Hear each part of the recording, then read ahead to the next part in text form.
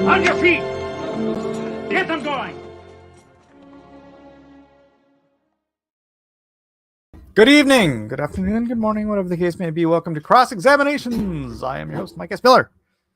And today we are going through a new list.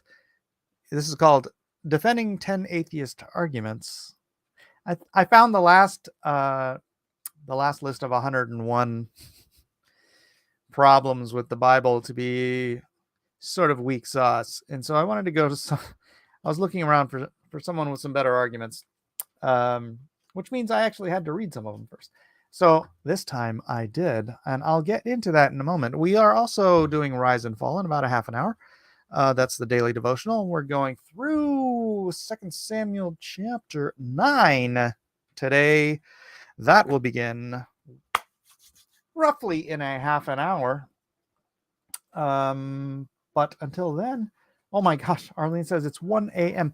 I do apologize for the lateness of today's episode because I've been, I don't want to say distracted. I was supposed to go to a breakfast/lunch meeting with my friend Shibtoshi and Rdub, who's the CFO of Squid Grow. And then things happened and it got pushed back, and then it was supposed to be a later lunch, and then I had to pick up the kids, and then I had to do the team meeting with the Squid Grow team meeting, and then the Squid Grow werewolf meeting, and then we ended up doing dinner instead, and then I got back from dinner and I'm like, it's 10 o'clock at night, I haven't done cross-examinations yet. So here we are. It is now 10:02 and we're getting into it now. What's up, Drake? Hello, it's Friday here. Well, happy Friday to you wherever you are. I mean, it's 2 hours to Friday here already. But boy, some of these cross examinations are picking up some steam in the after streaming. I mean, there's only 6 people watching right now. Granted, normally I do this in the early afternoon or even before noon, and so this is kind of an off schedule showing, but everything happens for a reason, right? Everything happens. All things work for good to those who love God and are the called according to his purposes. Romans 8:28. Dennis Pruitt says aloha. Well, aloha to you, Arlene. 7 now. 7. Thanks for joining us, Dennis. Let me pop over. I just kind of wanted to get into this because really, when I started cross examinations, I started it as an apologetics show. All those years ago, I started cross examinations as like I wanted to model myself after like the Bible Answer Man and these kind of guys who take on all comers with whatever questions you got. And it sort of shifted over the time that I was doing the show and became something different, more of a sort of a what's going on in Christianity in the world today and that kind of stuff. And then eventually when my channel got shut down because YouTube doesn't like people like me, well, then it went on hiatus for a really long time. I brought it back in order to do the Rise and Fall. And obviously I wanted to, got back into the fellowship thing, but then I found that list and that, I don't know, I think it's kind of brought me back to the roots of what this show is supposed to be about, which is an apologetics show with a nice Bible study at the end. So we're going to go through, and I thought it was so funny. This website is called Patheos, but its subtitle here is Cross-Examined.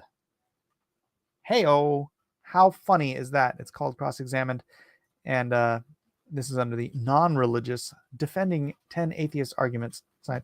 I don't know what this illustration of a hand holding pink slime is supposed to be, but whatever. Let's get into the I'm going to read his whole entire first argument thing and then I'll respond.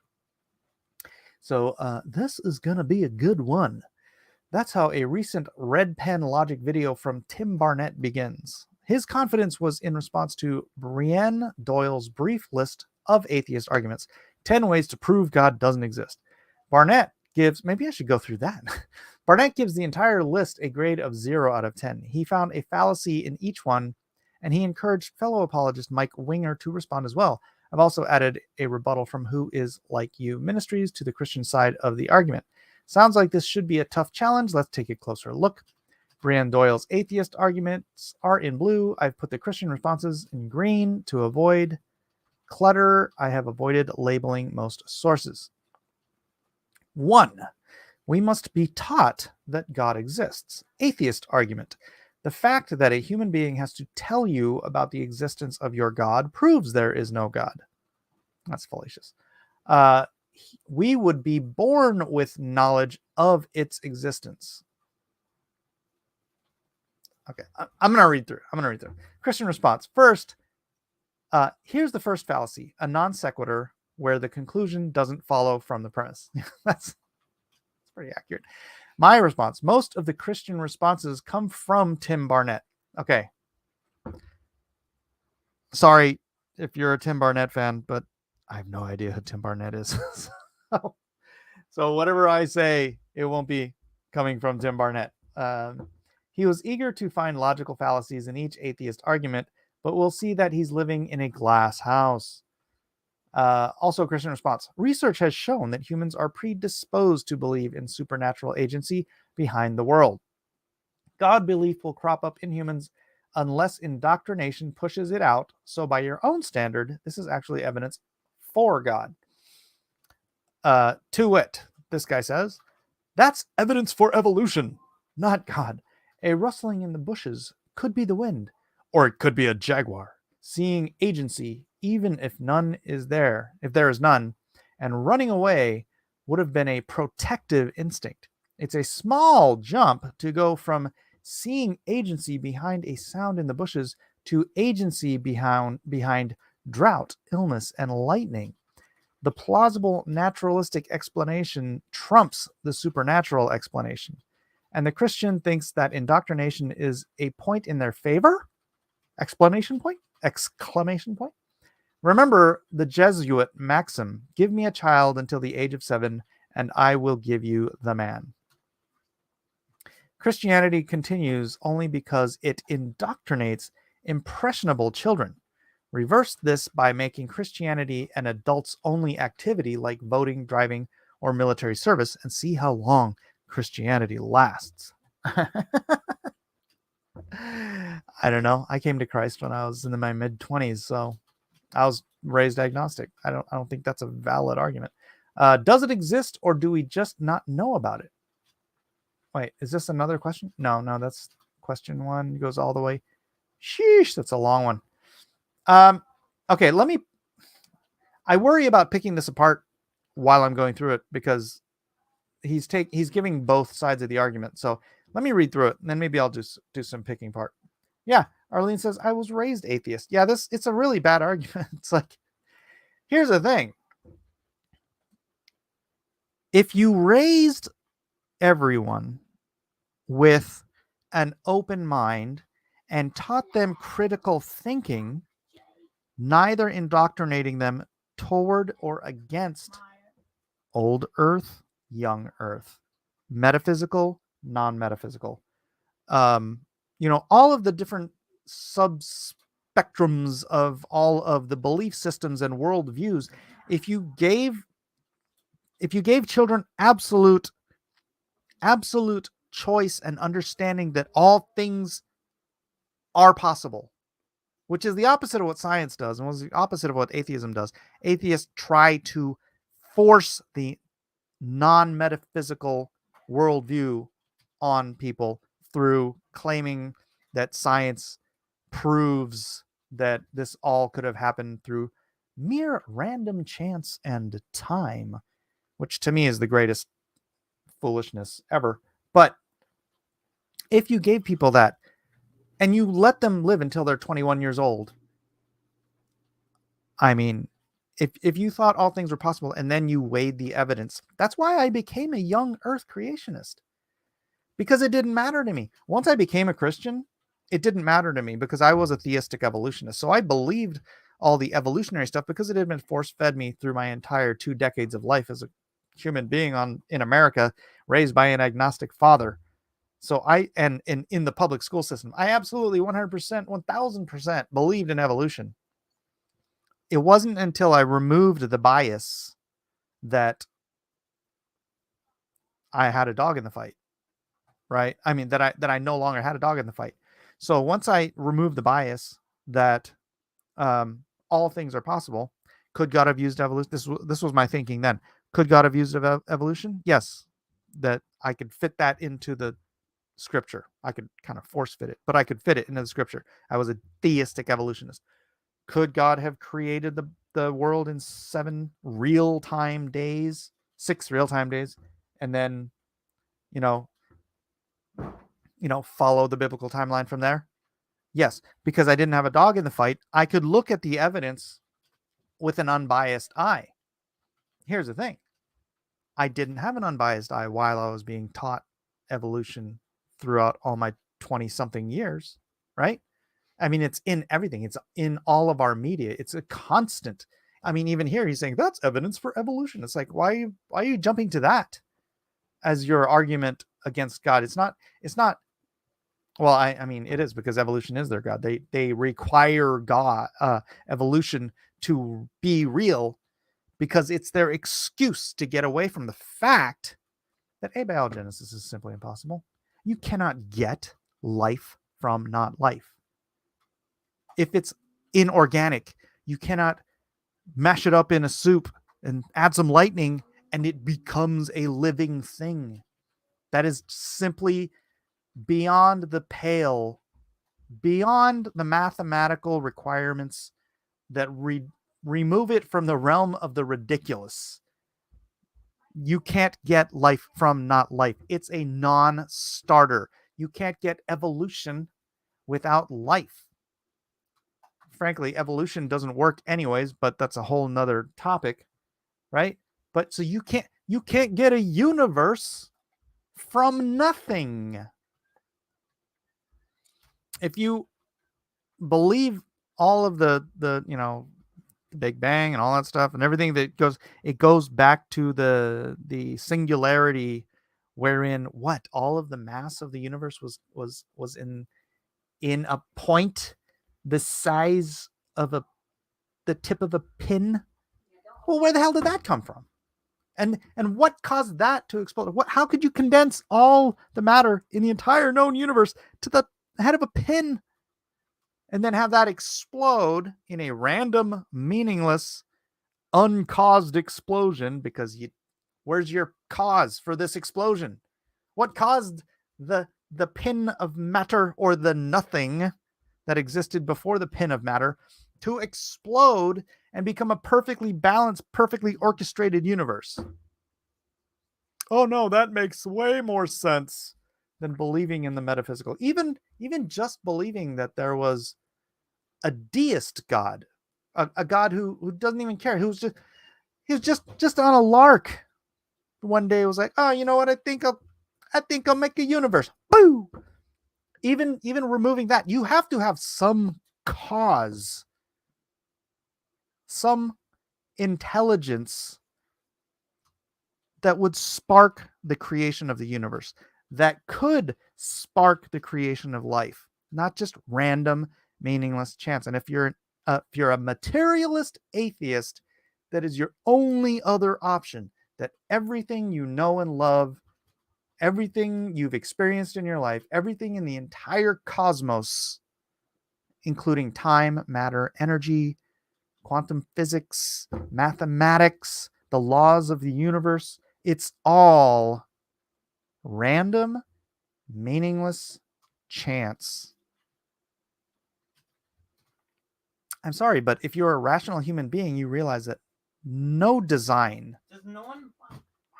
no poetry, no rhyme, no reason, nothing derives from random, meaningless chance.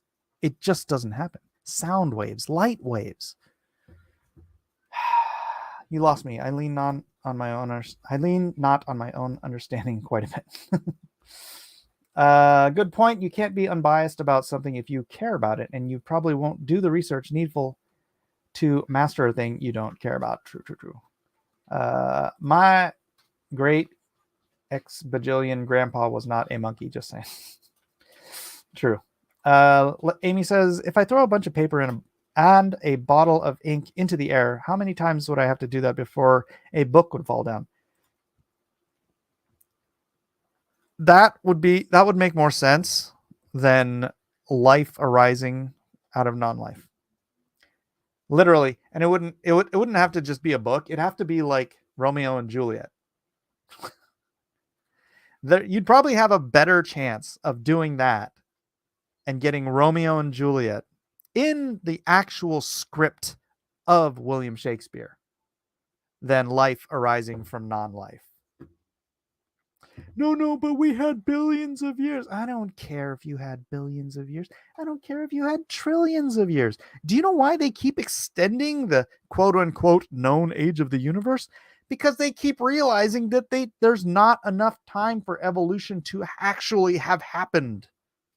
That's why a few decades ago it was not that long, and now it's 18 billion years, and the Earth is now, what is it, 6, 7, 8 billion years old, because they're just trying to, they need more time. They need the magic pixie dust of time to make evolution a thing. All right, let me get back to this, because see, this is where I squirrel. I might not get through the first one of these questions. All right. Does it exist, or do we just not know about it? Let's say, okay, the green is the Christian response. Let's say that no one knew of the existence of God because no one was told about it. That means nothing when it comes to the actual existence of a divine being. Ignorance of something does not equal non-existence. I mean, true statement. Response. And if the supernatural existed but left us alone, its existence would be irrelevant to anyone's life here on earth. Christianity's problem is its claim that God exists and is eager for relationship. Surely such a God could make his existence obvious. Imagine a post-apocalyptic world where all evidence of science and Christianity were destroyed. These societies that emerged from the rubble would eventually recreate the same the same science we have today. They would likely recreate religions of some sort, but they wouldn't recreate Christianity. Christianity can't be deduced from nature. Right, because it's beyond nature. What? Okay, let me go. I'm sorry if I'm going to end up parsing this whole thing. Surely such a God could make his existence obvious. Okay. This person clearly, obviously doesn't believe in the Bible, but he clearly hasn't read the freaking Bible. Because if you understand the message of the Bible, God's different dispensations have proven that an absolute knowledge of God is not, what is it? I don't know if the word is ideal, but he's gone through different dispensations of of levels of evidence of his being, and it doesn't matter because we're human. He walked and talked with Adam and Eve. She ate the fruit.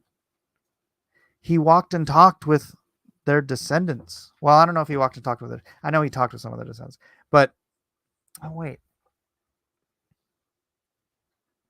I know he talked with. I mean, he walked with Enoch, or talked with. Was it talked with or walked with Enoch? Anyways, they're different dispensations. The dispensation of pulling the Jews, or pulling Abraham out of the Ur of the Chaldees, right?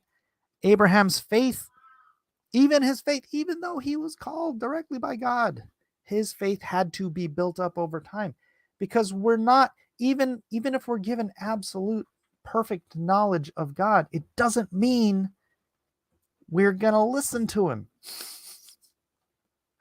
My kids have perfect knowledge of me. That doesn't mean they listen to me. I like it when they do, and God likes it when we do, right? So the dispensations of how God decides to reveal himself to us have proven that it doesn't matter. That doesn't matter. I mean, you're going to use an excuse that God hasn't appeared before you in physical form, shaken your hand and introduced himself and said, "I am God." Now you'll believe in me, won't you? And now you'll do everything right, won't you? No, you won't. You won't do everything right. Eve ate the fruit.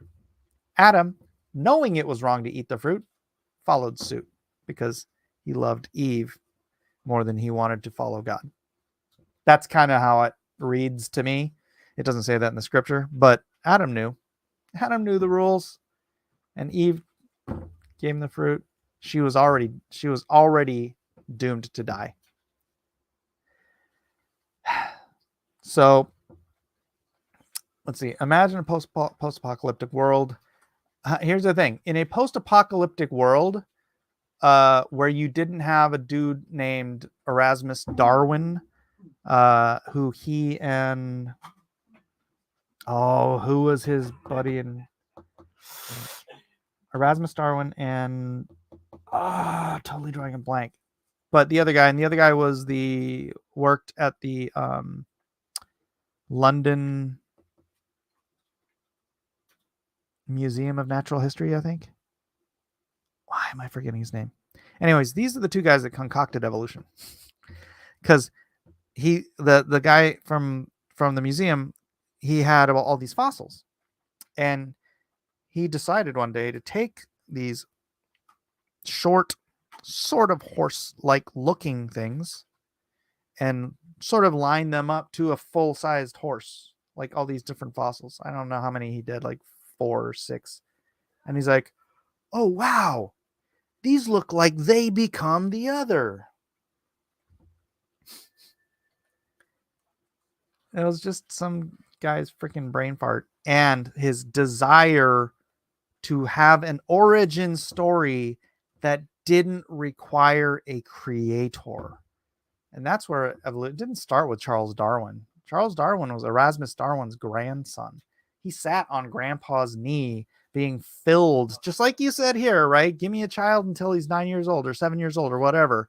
Fill him with your fantasies and your stories, and he'll go out and I'll show you the man. Who was the man? Charles Darwin. Charles Darwin was Erasmus Darwin's grandson. He listened to the fairy tales and he believed them. And then he went and he sought out evidence that grandpa's fairy tales were true. And he found some finches with different sized beaks. And he's like, "Oh, look, this proves our grandpa was true." No, it was all a fairy tale. Evolution is a fairy tale, but it's a fairy tale created by people who wanted an out from having to believe in God, and then all these other people who wanted an out from having to believe in God, pig-piled on and just kept everything. They tried to find excuses for everything and shoehorn them into this theory. And 160 years later now? Something like that. You're all suckered into believing it because they teach it in public school. Wait, the labradoodle isn't evolution.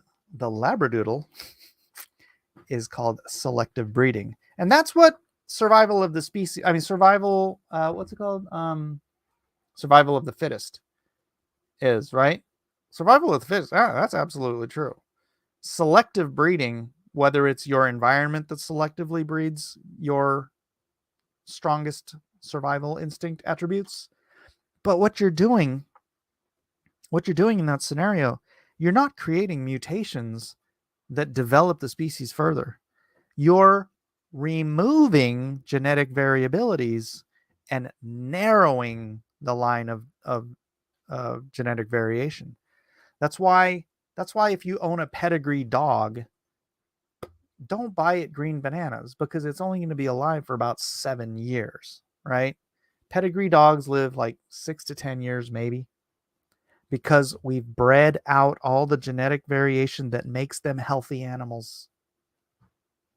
And so they're beautiful and unique and peculiar to their breed, but you've bred out everything that makes it a healthy dog. A mutt is the healthiest dog you're going to find, because you got to put all that genetic variability back into a species for it to, be robust. You've skimmed off too much of the layers. Anyways, wow, look at that. I'm not even getting through all right, let's try to keep going. We all have knowledge of God, but some suppress it. Romans 1:18-20. His response: yes, the Bible says that God's attributes have been clearly perceived, but the Bible is no authority. The world is full of people of different faiths saying that their gods are the real ones. Don't quote the Bible, quote evidence. Well, the Bible is evidence, because that's a much longer argument, what you guys have heard me say before. But if anybody's new, by the way, if you're new, subscribe, like, and share. And thanks, and welcome to the party. If you're watching over on Blacklist Universe, please click the link in the pinned comment, in the pinned chat, and come on over to An Apologetic American. That's where everybody else is. That's why there's only 2 people watching over there. All right. Yeah, the Bible is evidence. It is provably, to my understanding, to my belief, written from beyond the human experience, from outside of time and space. It's a message system from beyond time and space, written, 66 books written by 40 different authors over thousands of years, with an integrated message, idioms that maintain the same throughout not just the centuries, but the people groups, and it's all Jews, but it's like there you've got shepherds, you've got fishermen, you've got kings, you've got judges and prophets, and you've got all these different people from different people groups. That's the wrong way to put it. Different stations in life, let's say that. And they all maintain the same idioms and the same throughput, the same. It's a integrated message. It's a singular author speaking through 40 different people, right? At least 40. There might be, I don't know if I'm counting Artaxerxes, which is really interesting. Was it Artaxerxes? I think it was Artaxerxes. But anyways, let's not get too much. But we teach children about lots of things. All right, the Christian says, the atheist argument is that knowledge of God must be taught. Human beings have to tell us about the existence of all kinds of things, but that doesn't prove that those things don't exist. For example, teachers tell terrified students about fractions, but that doesn't prove there's no fractions. Bad start. The atheist argument says that if God existed, we'd be born with that knowledge. We're not born with any knowledge. Oh, I see. He's going back to the argument that God says we're born with the God. The Christian says we're born basically with an innate knowledge and understanding of God. Not. No, I wouldn't. I get the God-shaped hole, in that there is a longing for real truth,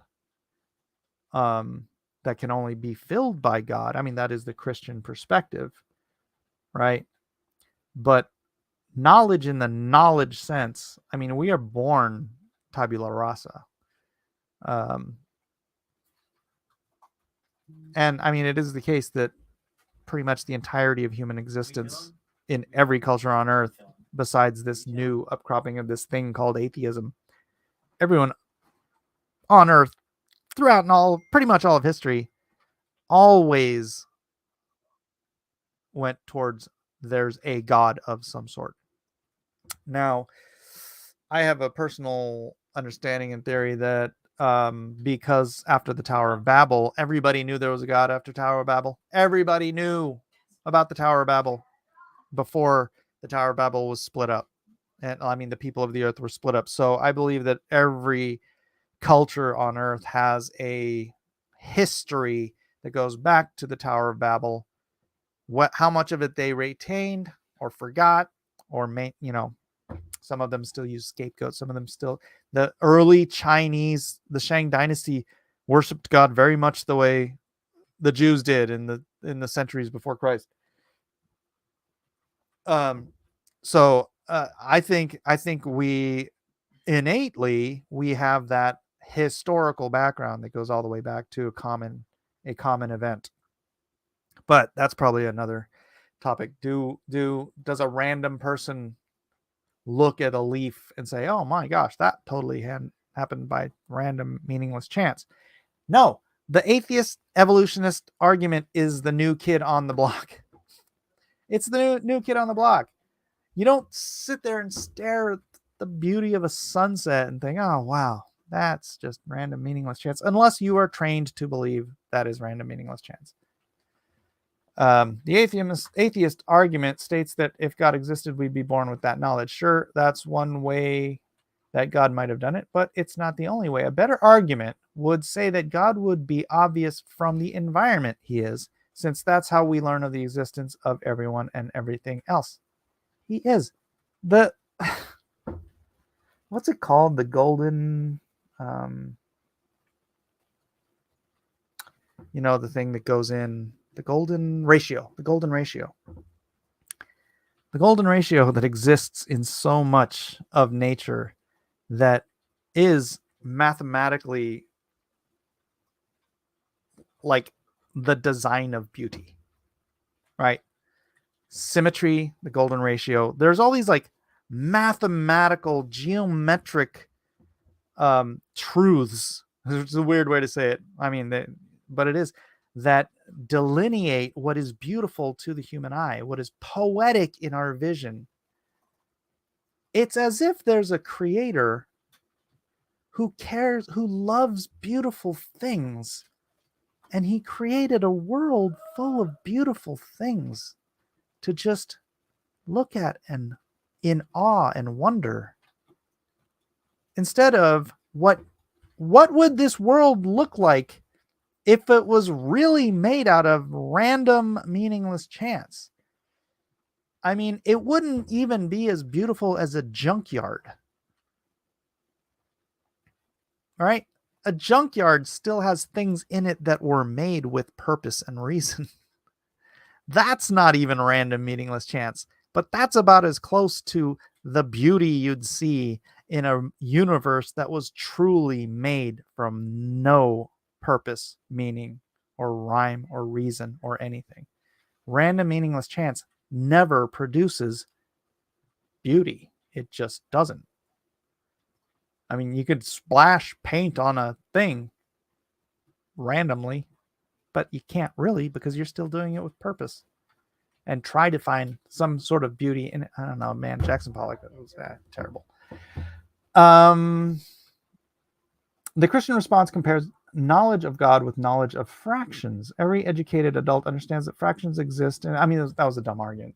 Dumb argument to make. So I'm just going to ignore that. Man, we're already up for half an hour and I haven't even gotten to the second one. All right, so bad indeed. Be careful with those charges of fallacious thinking. Evaluation. The atheist argument is the argument from God's hiddenness, which I think is the most powerful argument against Christianity. I'll give an evaluation of the strength of the argument at the end of each, adding in any improvements from the critique. I give this one a 10 out of 10. It's if you're an atheist and you're watching this, please make a better argument in the comments section. Please explain to me how random, meaningless chance, and you can't get around it if you're an atheist materialist. Everything you see and hear and experience in life is the cause of random, meaningless chance. Explain to me how that works in your brain, because it doesn't work in a rational, reasonable, created universe. All right. All right. I think I'm going to wrap. We'll get to number 2. God belief is geography tomorrow. I haven't read that one yet, but it just sounds it sounds Sounds kind of weird. But yeah, so that's number 1 of 10. If it takes me this long, I might be doing this for 10 days. So I hope you enjoyed that. We're going to get on to the Bible study, which is, where did I put it? Where did I put it? Where's my pants? Oh my gosh, did I just completely close it? I think I did. All right, let me open up King James Version, King James Bible online. Just keep it rolling. Keep rolling. I can't. I got to do. I try to keep these things to about an hour because I don't want to just bore people with endless live streams. And someone sees a live stream that's an hour, they're more likely to click on it after the fact. So let's go to 2 Samuel. Whoa. What was that? Did it just blink out for everybody else? I think we're in chapter 8. Are we in chapter 8? 9. Chapter 9. Alrighty. And now we shall present share screen. And again, if you are new here and you've made it this far, please do subscribe, like, share, join the community. And hopefully you'll join us on the live streams when they're live. That's where the fellowship happens. Or you can follow us in the link down below. I have the Discord. You can come join that. The Bible study, the Rise and Fall Bible study, the PDF is in the Discord. Just pop in there and people will tell you how to get there. God doesn't think an hour is too long. Thank you, Victor. It's not too long, but it's what I'm trying to dedicate my time to. So, all right, 2 Samuel chapter 9. And David said, "Is there yet any that is left of the house of Saul, that I may show him kindness for Jonathan's sake? And there was of the house of Saul a servant whose name was Ziba. And when they had called him unto David, the king said unto him, Art thou Ziba? And he said, Thy servant is he. And the king said, Is there not yet any of the house of Saul, that I may show the kindness of God unto him? And Ziba said unto the king, Jonathan hath yet a son, which is lame on his feet."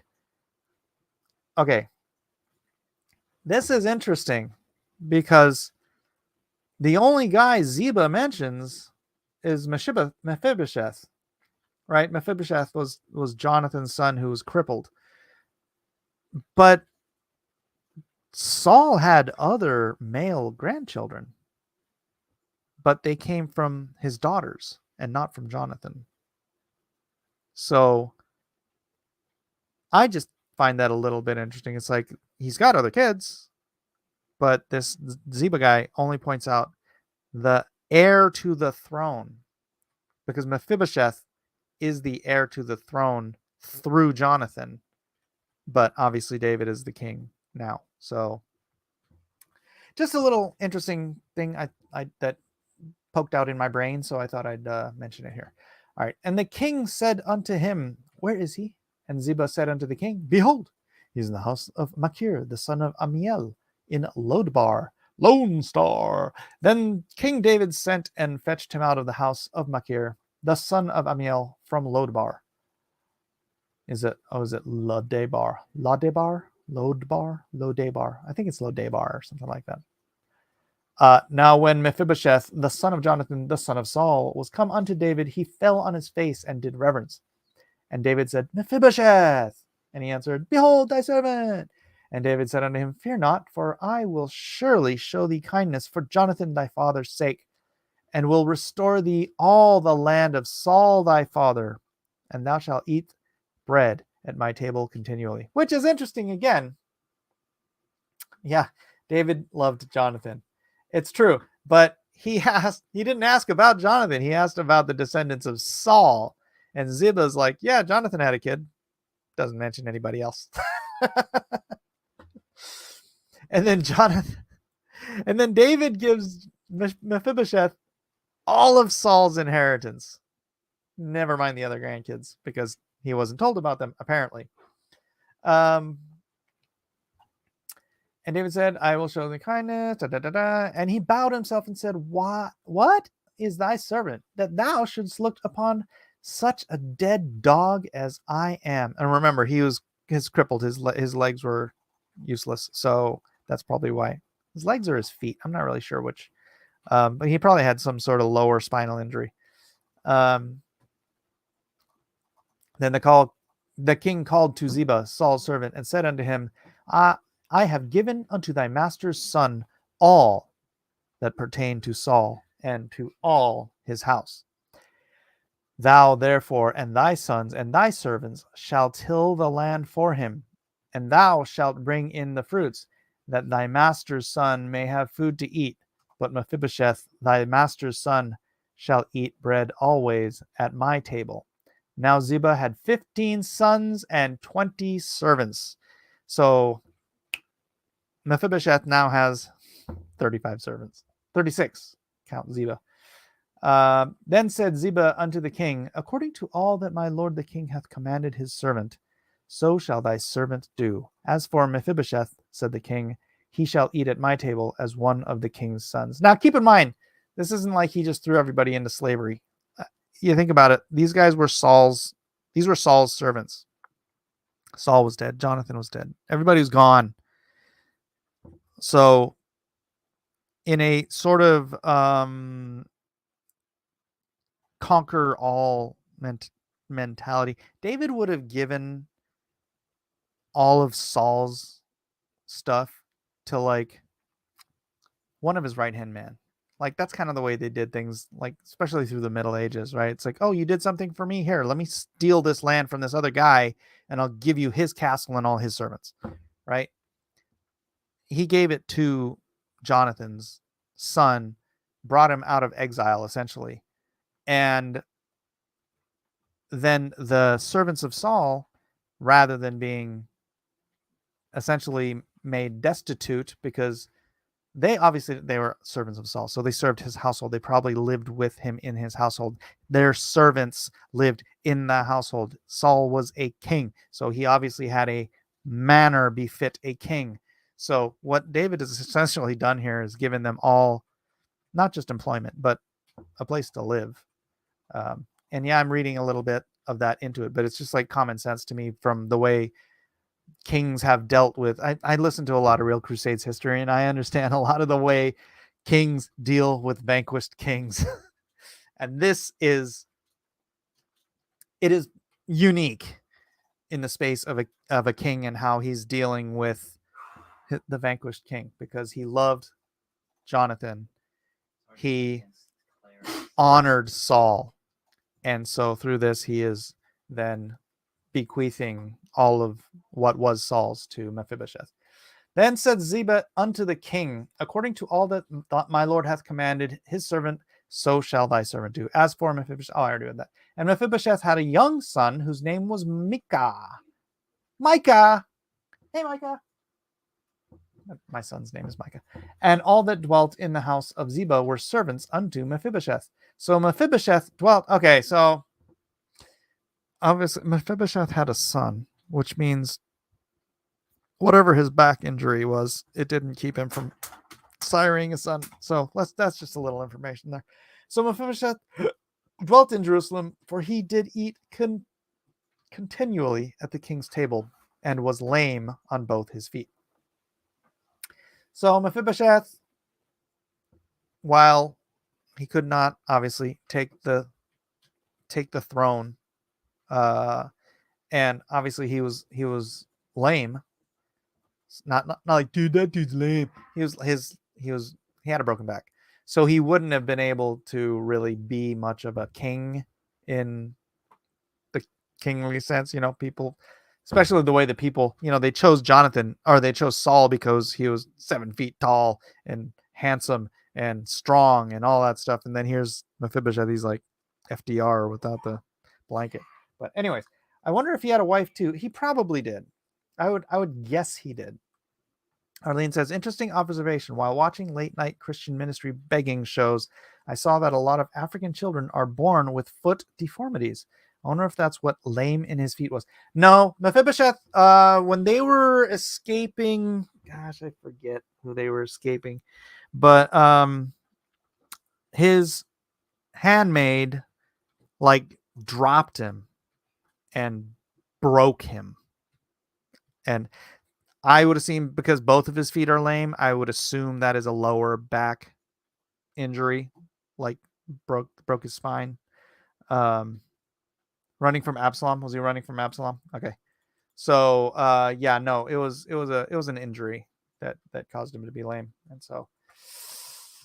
And oddly enough, he becomes the only one of Saul's grandchildren who isn't murdered later on in the story, but I'll save that for another time. Let's get to Rise and Fall. Wait, no, not Absalom. That's later. Okay, you're not helping, Nolan. You're not helping at all. That's yes, I don't remember who they were running from, but yeah, it was somebody. All right, so this is 2 Samuel chapter 9. Godly Character Benefits Us by Grant and Jillian Carrere. Like, subscribe, share if you have not done so already. This channel is growing, oddly enough. People seem to like me talking about Bible stuff, which is awesome because I love talking about Bible stuff. I don't know if you knew that about me. Punching Panda says, sorry, reading is hard for a panda. It was later Basalm. Okay, that doesn't work either. All right. Excuse me while I wet my whistle.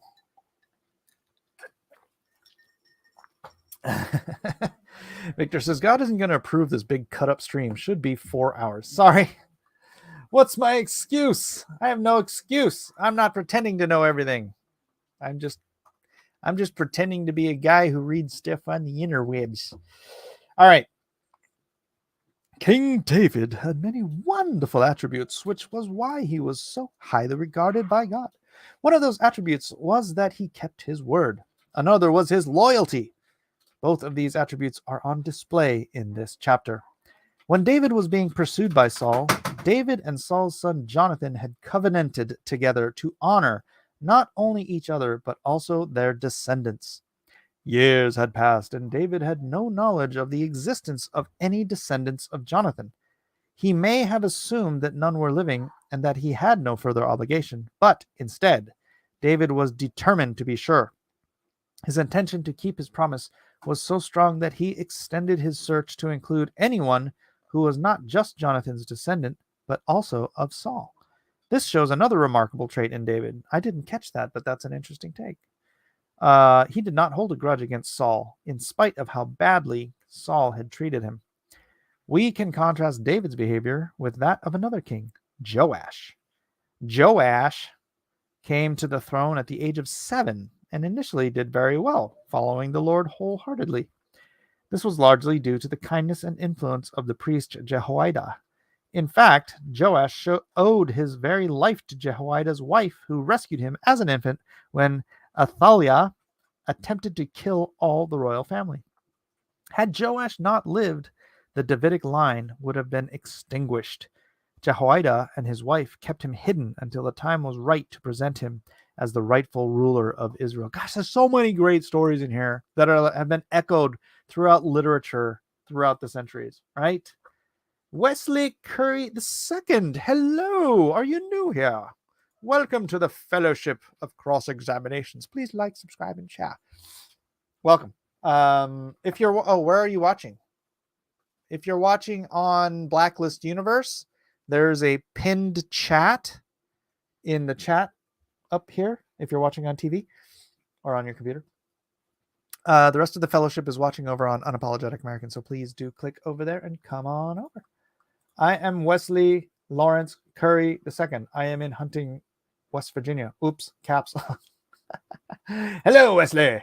In your mouth and all mouths is proof that Jesus is God. 2 healed teeth. 2 healed teeth in my mouth. That you prefer your imaginative lies is your problem. I'm not sure what's going on. He's with us, Mike. All right, fine. Good. All right, let me get through this. I might actually have some time at the end so we can chat some more in the chat. Sadly, after the death of Jehoiada, Joash forsook the Lord. One day the Spirit of God came on the son of Jehoiada, and he rebuked King Joash for his transgressions. This was a word from God, and he had responded appropriately.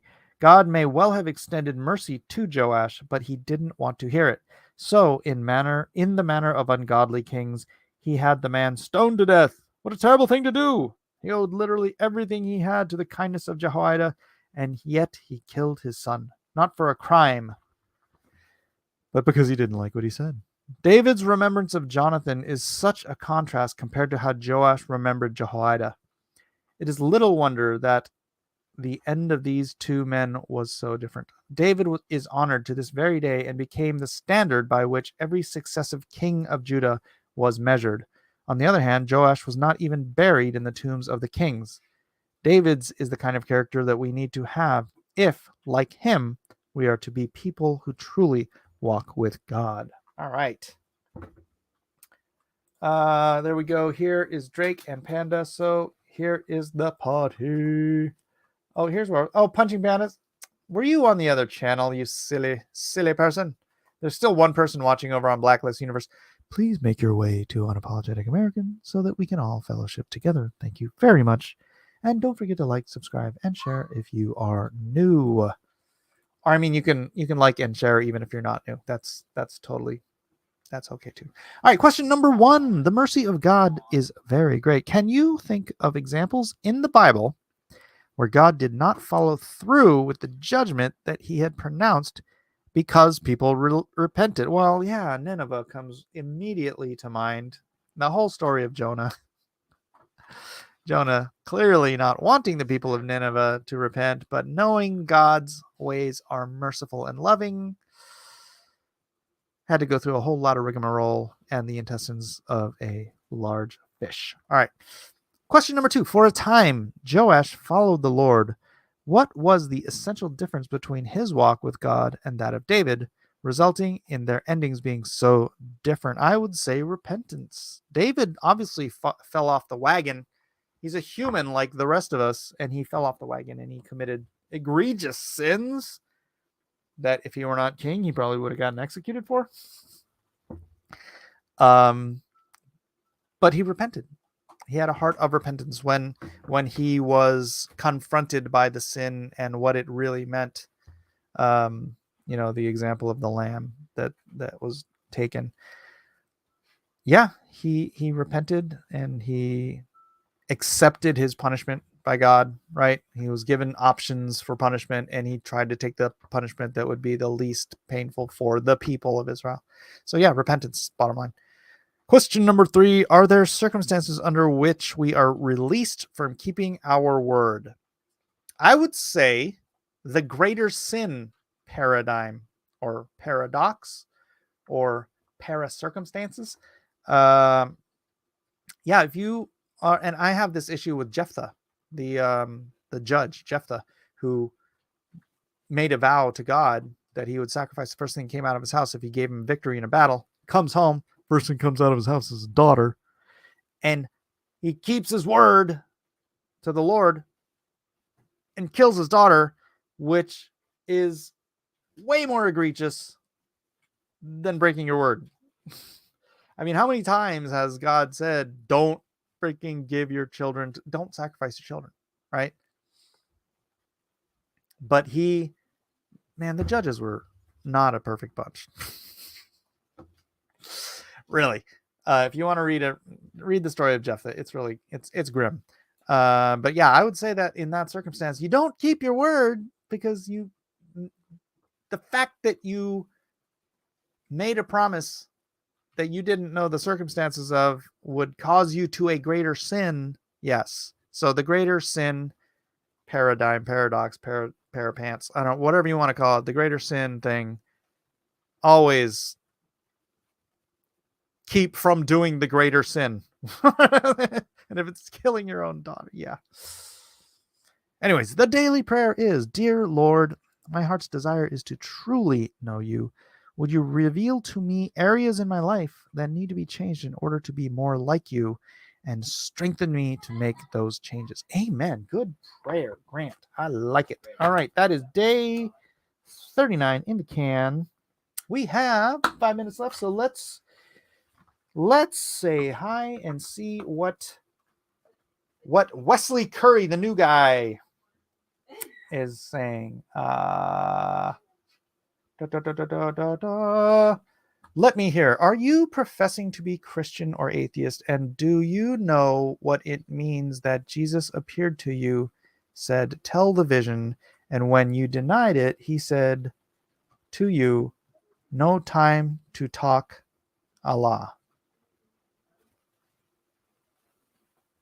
Okay, I'm a Bible-believing, born-again Christian. Jesus has not yet appeared to me in a vision.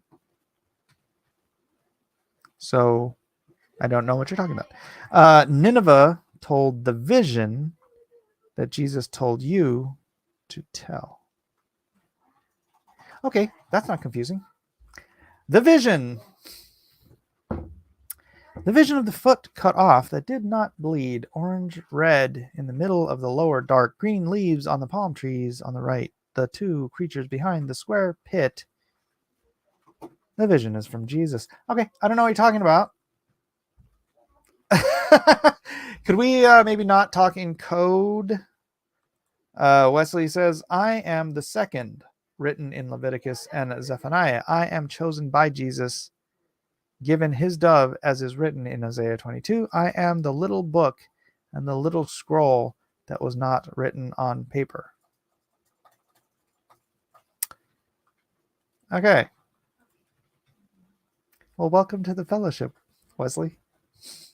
Welcome, Vision Wesley. That's very interesting, but I really don't know how to respond to it because you're not quite speaking my language, if you know what I mean. Amy says, I think your language is hard to follow, Curry. If you want to talk about the Bible, awesome, but I can't speak too much else. Yeah. Arlene says, oh my. And Punching Panda says, is this AI? No, I don't think that's AI. AI tends to be a little easier to understand. I'm not quite sure what he's trying to say. But that said, any other questions? Let's see, we got a couple minutes left. There's a fella who's trying to have at me in the comments section on one of the other videos. It's very interesting. Okay, Wesley says, Satan can easily attack you. And he did.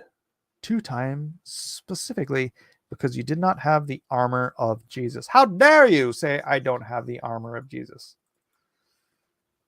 I hope I have the armor of Jesus. Right? What is that? The helmet of salvation, the shield of faith, the sword of the Spirit, the breastplate of righteousness. Did you know that in the Old Testament, the armor of God also includes the cloak of vengeance and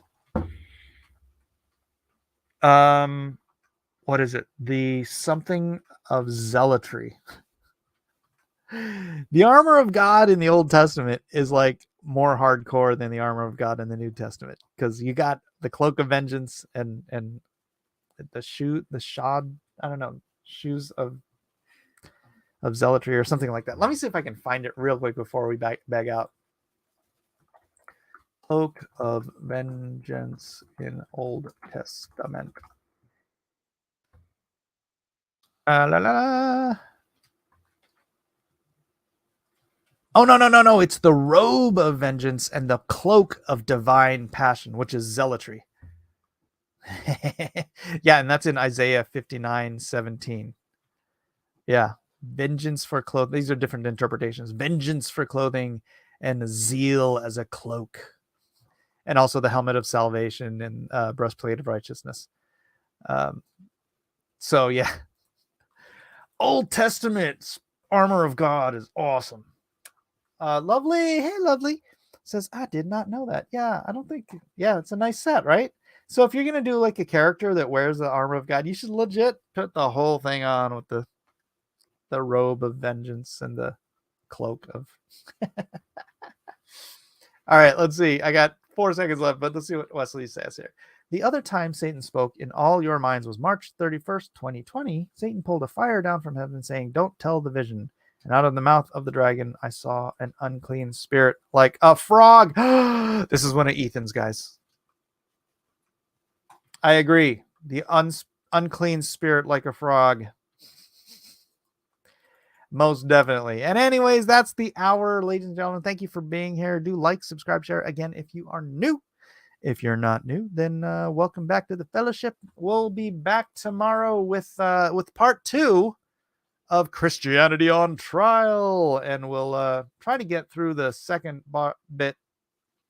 I don't know, a little faster, maybe, possibly. I don't know. Anyways, love to you all. God bless us, everyone. I'll see you next time.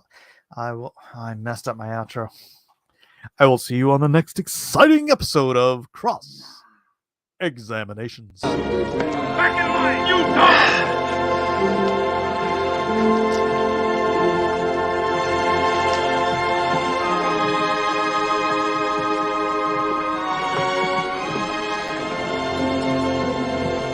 On your feet! Get them going!